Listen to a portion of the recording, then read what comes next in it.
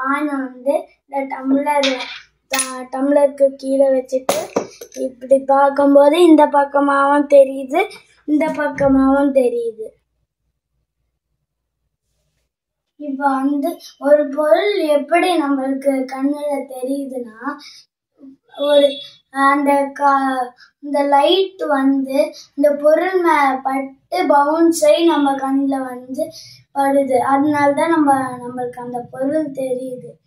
இப்ப தண்ணி ஊத்த போறோம்.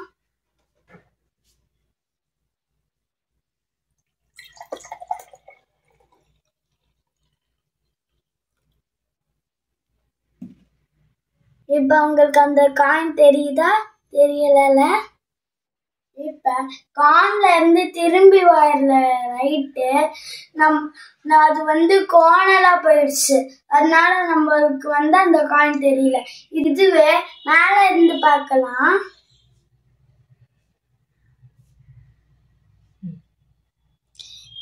இப்ப காயின் தெரியுதா?